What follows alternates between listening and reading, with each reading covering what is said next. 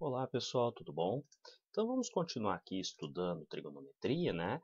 E a gente vai ver o seguinte, a palavra trigonometria, né, originalmente vem de tri, que significa três, gono, lados ou ângulos, certo?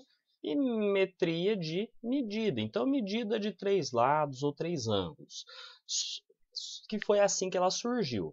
Só que tem uma coisa, conforme ela foi avançando, a gente vai saber que a gente não precisa se ater apenas a triângulos para poder estudar a trigonometria, tá? A gente pode estudar a trigonometria no círculo também, tá? E a gente vai ver isso agora, tá? Então, recordando algumas coisas que a gente já viu, né? Este carinha aqui, o número π, né? A gente aprendeu ele como sendo um número irracional. Mas de onde que veio esse danadinho? Esse cara surgiu quando se dividiu o comprimento de uma circunferência pelo seu diâmetro. Então tá aqui a circunferência, né? Lembra que você tem aqui o centro da circunferência. Do centro até uma borda dela você tem um raio, até outra extremidade você tem outro raio, certo?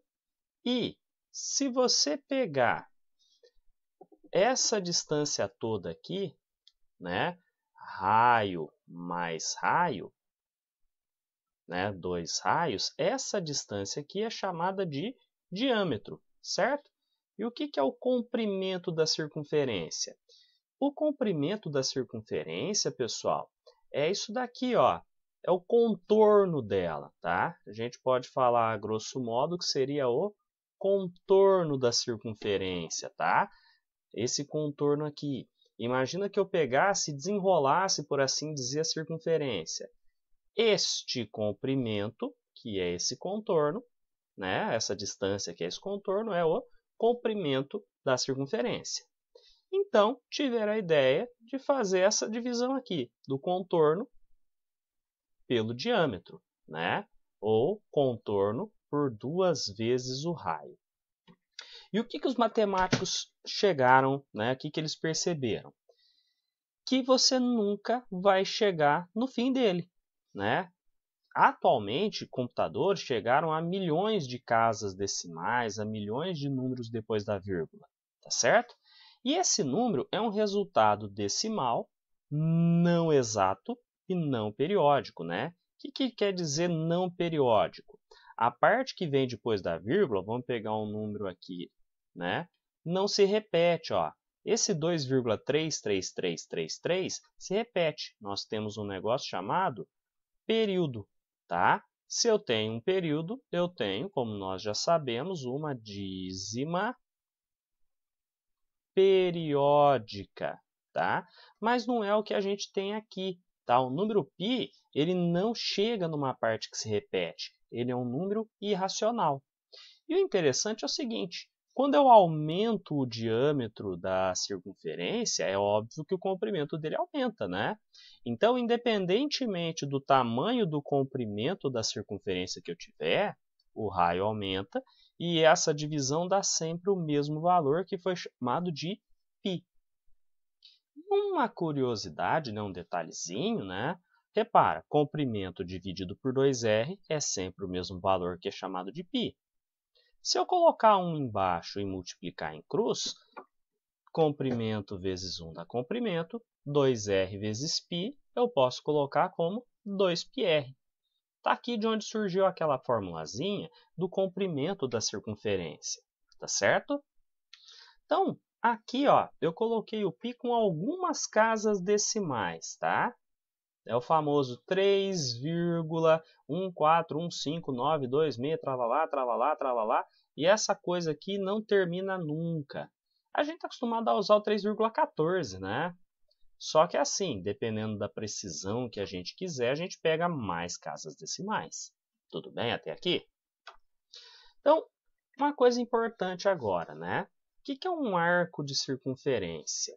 Se eu tiver uma circunferência toda, eu vou ter o seu comprimento, né? Se eu esticar ela, pegando daqui do centro da circunferência até a extremidade dela eu tenho o raio, fazendo contorno eu tenho o comprimento. Agora, se eu pegar parte do comprimento de uma circunferência delimitado por 2 pontos, né? Então eu venho aqui na circunferência e marco 2 pontos. Ponto A, ponto B, certo? Se eu ligar do ponto A até o ponto B aqui por dentro, eu vou ter este pedacinho aqui, que é um arco da circunferência, que a gente indica por arco AB, coloco o A e o B, e um chapéuzinho meio arredondado em cima, tá? Eu tenho um arco pequeno, só que eu posso pegar também essa parte toda aqui de fora, correto? Ó, eu posso pegar essa parte aqui de fora também. Eu vou ter também um outro arco AB, um arco pequenininho e um arco grandão, tá? Isso aqui tem que ficar bastante importante para o próximo tópico, para o próximo assunto, né, que a gente vai ver que é realmente o tema desta aula, tá? Então, ângulo central, pessoal. O que é um ângulo, né? Todo ângulo é formado pela abertura de 2 segmentos de reta. Então, eu tenho um ponto, deste ponto vão sair 2 segmentos de reta. Esse ponto é chamado de vértice, tá? E uma medida desta abertura aqui, ó, é o meu ângulo, tá? Geralmente, opa, não é aqui que vem um acentozinho, não, deixa eu arrumar. Geralmente, quando a gente vai nomear ângulo, a gente usa para nomear ele alguma letra grega, tá? Posso usar outras coisas, mas a gente costuma usar a letra grega. Alfa, beta, gama, o teta também é bastante utilizado para se nomear ângulo, tá certo? Aí agora olha aqui na circunferência. Se eu pego um ponto A e um ponto B, e ligo este ponto A e o ponto B até ali no centro, né? Aqui eu vou ter o raio da circunferência, aqui eu vou ter o raio também, certo? Repara, liguei do ponto A até o centro, do ponto B até o centro. Este ângulo aqui, vou chamar ele, por exemplo, de ângulo alfa, recebe o nome de ângulo central, tá certo? Que é formado, então, por 2 retas que partem do centro e vão de encontro com os 2 pontos da circunferência, tá? Então, tem esse ângulo central alfa aqui. E a abertura dessas retas, né, o quanto essas 2 retas estão abertas, determina a medida do ângulo, tá certo? Em tese, isso aqui já foi visto no ensino fundamental, lá nas aulas de geometria, e a gente está recordando, tá certo? Aí a gente vai falar um pouquinho sobre as medidas de ângulo e de arcos, né? Quando a gente vai medir ângulo, a gente está acostumado a medir em graus, tá certo? Mas de onde que veio essa medida em graus? Eu pego uma circunferência e divido ela em 360 partes congruentes entre si. Em matemática, quando a gente fala de congruente, né, de ângulos congruentes, quer dizer ângulos de mesma medida, tá? Então, vim aqui na circunferência, dividi ela em 360 pedacinhos de mesma medida. Cada um destes arcos, cada uma dessas aberturas, é um ângulo de 1 grau, tá? Então, eu peguei aqui, dei uma ampliadazinha. Este pedacinho aqui, ó, tem a medida, então, de 1 grau, tá? Então, 1 grau e por aí vai. Então, a circunferência mede 360 graus, tá certo? Essa aqui é o mais usado, né? É o mais usado no nosso cotidiano. Só que, além do grau, temos outras medidas, tá? A gente tem também uma medida muito pouco utilizada, que é o grado, e a gente tem uma outra que nós vamos usar bastante a partir de agora na trigonometria, que é o radiano, tá certo? Então, qual é a definição de radiano? Um arco de um radiano é aquele arco cujo comprimento é igual à medida do raio da circunferência que o contém. Aí você vai olhar assim e vai falar, não entendi nada. faz o seguinte, ó, pega aqui a circunferência, certo? Do centro dela até uma extremidade, esta medida é o raio, correto? Agora, pega esta medida do raio aqui e joga aqui na circunferência, tá? Eu tenho este arco aqui, que vai do ponto A até o ponto B, tá? Do ponto A até o ponto B, então, a medida é o raio, correto? Então, se eu vier lá no centro da circunferência e traçar um raio para cá, outro raio para cá, eu vou ter uma abertura, não vou? Esta abertura aqui vai ter a medida de 1 radiano, tá? O símbolo do radiano é o rad, tá? Então, qual é a definição do radiano? É um arco que a medida dele, a medida linear aqui do ponto A até o ponto B, é a mesma medida do raio da circunferência, tá certo? Aí a gente tem que pensar uma coisa. O comprimento da circunferência é 2πr, certo? Isso aqui a gente já sabe. E o raio corresponde a 1 radiano, não é? Ó, 1 radiano corresponde a 1 raio, não é? Essa distância aqui mede o raio da circunferência. Então, a minha circunferência toda, se eu vier ali e substituir o raio pelo radiano, né, a gente pode falar que a circunferência toda mede 2π radianos, né? Uma volta inteira vai dar um arco que mede 2π radianos. E essa relação aqui é extremamente importante, tá? Que a gente vai usar para fazer a seguinte conclusão, ó. Se a circunferência toda tem 360 graus, e a gente viu que ela vale 2π, né? A circunferência toda, então, equivale a 2π radianos, metade dela, metade da circunferência, que é 180 graus, equivale a π radianos, tá certo? E aí, outro arco muito importante é 90 graus, né? Isso aqui é metade da metade, né? 180 é metade da circunferência, 90 graus é metade dela. Então, eu tenho metade de π radiano, ou π sobre 2 radianos. Quando a gente vai falar de radianos, é importante a gente ter em mente que a gente vai deixar na forma fracionária, né? Que como o π é irracional, eu não vou fazer 3,14 loló dividido por 2. É mais fácil eu deixar indicado como π sobre 2, tá certo?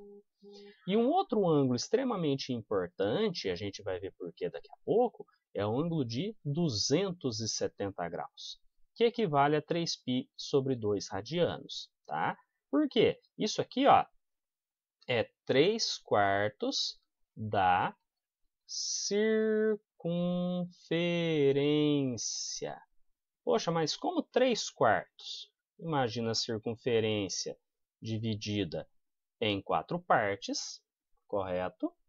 E aí eu vou lá e pego uma parte, 2 partes, 3 partes. Tudo bem? E agora, como que eu faço para converter as medidas, né? Radianos para graus ou graus para radianos? Muito simples. A gente usa uma regrinha de 3 simples e direta. Não tem que ver se é grandeza diretamente ou inversamente proporcional. Eu só tenho que me lembrar desta relação aqui, ó, que a gente viu naquela tabelinha ali atrás, que 180 graus equivale a π radianos. Se eu lembrar disso daqui, eu faço qualquer exercício de conversão de grau para radiano ou radiano para graus, tá certo? Vamos ver? Ó, exemplo. Quanto vale em radianos o ângulo de 30 graus? Então, eu vou ter aqui, para montar a minha regrinha de 3, duas coluninhas, a coluninha dos graus e a coluninha dos radianos, tá? O que eu tenho que lembrar? Que 180 graus vale π radianos. Então, 180 graus vale π. 30 graus vale x. Fiz isso aqui, o resto é tranquilo. Multiplica em cruz. 180 vezes x, 180x, é igual a 30 vezes π, 30π. X é igual. Lembra que o cara que acompanha a letra, que é o 180, vai passar dividindo, certo? Então, o meu ângulo vai ser 30π sobre 180, tá? E agora, pessoal, o segredo é simplificar. O que eu conseguir fazer de simplificação, eu vou simplificar. Então, corto 0 de lá e 0 de cá, tá? Eu vou fazer bem passo a passo. Então, meu ângulo x fica 3π sobre 18. E olha que o 3 e o 18, eu posso ir lá e simplificar por 3, não é? Então, o meu ângulo x vai ficar 3 dividido por 3 dá 1, então eu posso colocar só o π, né? 18 por 3, 6, então π sobre 6 radianos, tá certo? Bem tranquilo, né? Já no exemplo 2, ele quer saber o seguinte, quanto vale em graus o ângulo de 3π sobre 4 radianos? Então, novamente, nossa regrinha de 3. Lembra que 180 graus equivale a π.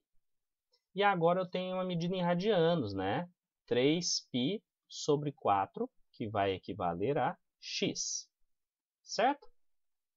Montei aqui a regrinha de 3, multiplica em cruz. Então, x vai pegar o π, então fica π vezes x, é igual a 180, que multiplica 3π sobre 4. Tá certo? Recomendo deixar a continha indicada para facilitar a nossa vida. Lembra que aqui eu vou estar multiplicando fração, né? Então, 180 tem um denominador 1 escondidinho aqui. Vou fazer 180 vezes 3, 1 vezes 4. Dica, não faça essa conta ainda que ela vai ficar muito grande. Então, π vai ficar 180 vezes 3π, x, desculpa, sobre 4. Por que eu falei para você deixar, né, não simplificar ainda? Não multiplicar ainda, desculpa. Porque eu posso pegar e simplificar. Ó, 184 eu posso pegar e dividir por 2, não é? Então, π vezes x fica 180 dividido por 2 fica 90 vezes 3π sobre 2, certo? Dá para dividir 90 por 2, e olha que o π ainda está ali, tá? Então, vai ficar π vezes x é igual a 90 dividido por 2, 45, vezes 3π. Agora, não tem jeito, eu vou ter que multiplicar o 45 vezes 3, só que aí eu vou ter uma continha bem menor, né?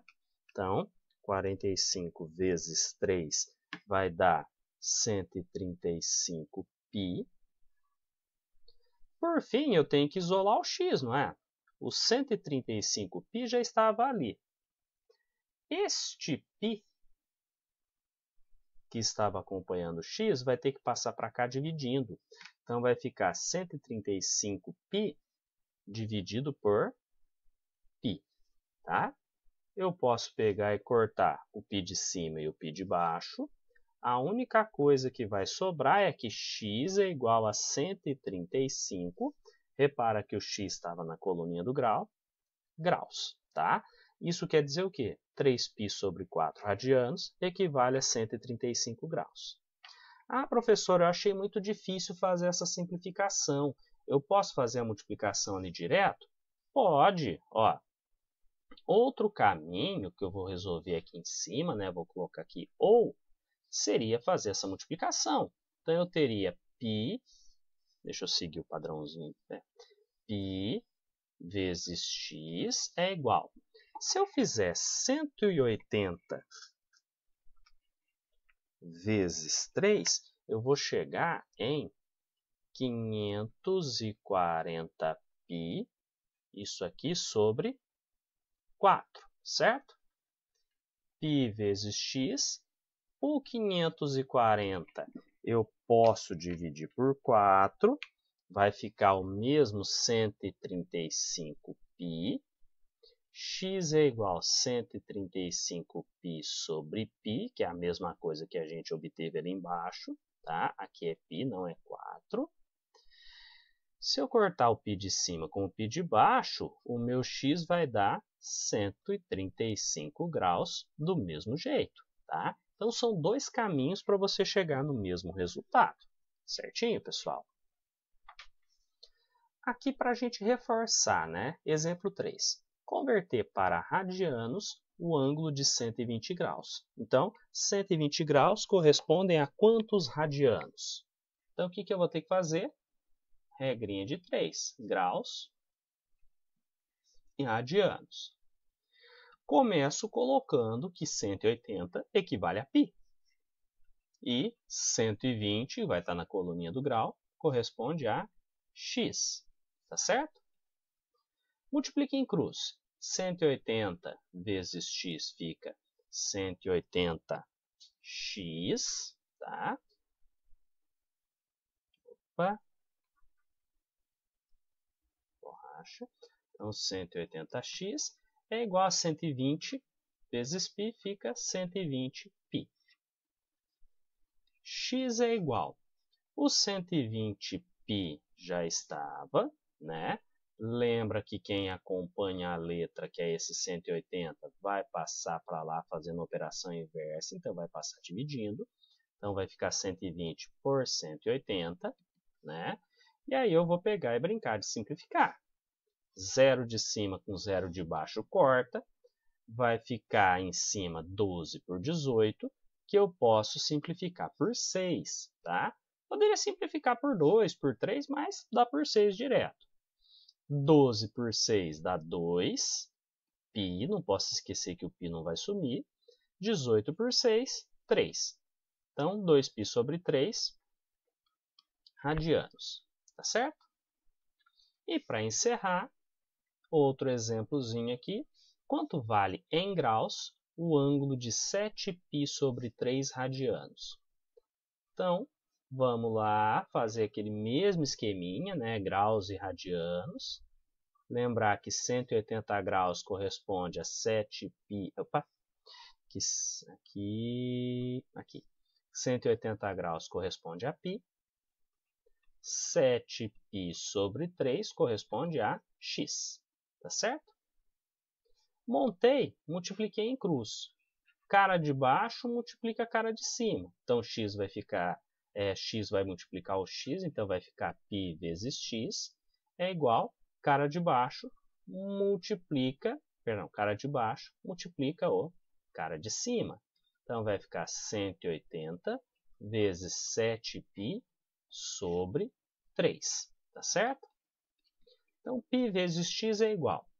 Para eu multiplicar esse 180 por 7π sobre 3, lembra que embaixo do 180 tem um denominador 1 escondidinho, e eu vou multiplicar cara de cima por cara de baixo, tá? Novamente, eu recomendo que você deixe a multiplicação indicada para tentar fazer simplificação. Então, vai ficar 180 vezes 7π, 1 vezes 3 é 3. Por quê? Olha o que vai aparecer aqui para mim, ó. 180 dá uma divisão exata por 3. Então, eu vou ganhar tempo, não vou ter que fazer conta gigantesca, tá? Então, π vezes x é igual. Se eu fizer, eu vou pôr até de verdinho aqui para dar um destaque. 180 dividido por 3 fica 60, né? E o 7π vezes 7π continua ali. Então, π vezes x é igual a 60 vezes 7. Se eu fizer 6 vezes 7, vai dar 42. Tem um zero aqui que continua, vezes π. Tá certo? Achando o x, o que eu lembro? Quem acompanha a letra tem que passar para cá fazendo a operação inversa, que no caso é divisão, tá? Então vai dar 420π, esse π vai passar dividindo, correto? Π de baixo com π de cima eu posso cortar, então a única coisa que sobra vai ser 420 graus, tá certo? Então, para essa aula era basicamente isso que a gente tinha que falar, tá? Então, bons estudos a todos, pessoal. Até mais.